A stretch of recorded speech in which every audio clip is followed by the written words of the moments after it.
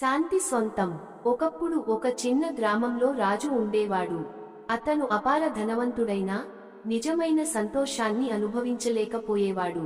రోజువారీ రాజకీయ బాధ్యతలు, కోటలోని హడావిడి అతని మనసుకు నెమ్మదిని ఇవ్వలేదు. ఒకరోజు రాజు తన ప్రియమైన సేవకుడిని తన సమస్య గురించి చెప్పాడు. మహారాజా, మీరు ధ్యానం చేసేందుకు ప్రయత్నించండి అని సేవకుడు సలహా ఇచ్చాడు. రాజు తొలుత అనుమానంగా అనిపించినా ఆలోచన ఆసక్తిగా అనిపించింది. మరుసటి రోజు గ్రామంలోని శాంతమైన ప్రదేశానికి వెళ్లి ధ్యానం చేయాలనుకున్నాడు. అక్కడ ఒక పేదవాని ఇంట్లో అతిథిగా ఉండి అతని జీవన విధానాన్ని గమనించాడు. ఆ పేదవాడు చాలా సరళ జీవితం గడిపేవాడు, కాని అతని ముఖంలో ఒక ప్రశాంతత కనిపించింది. రాజు ఆశ్చర్యంతో అతన్ని ప్రశ్నించాడు, మీరు ధ్యానం ఎందుకు చేస్తారు?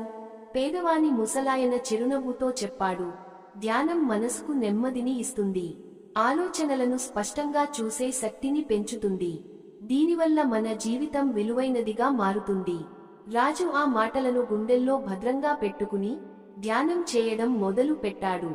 రోజురోజుకి అతని మనసు ప్రశాంతంగా మారింది, ఏకాగ్రత పెరిగింది. తన జీవితంలోని చిన్న విషయాల్లోనూ ఆనందాన్ని కనుగొన్నాడు. నిజమైన సంపద బాహ్య ధనంలో కాకుండా అంతర్గత శాంతిలో ఉందని అతనికి అర్థమైంది. ధ్యానం మనసుకు నెమ్మదిని, ఏకాగ్రతను, జీవన సంతోషాన్ని అందిస్తుంది. నిజమైన ఆనందం బాహ్య సంపదలో కాక మన మనసులోనే ఉంటుంది.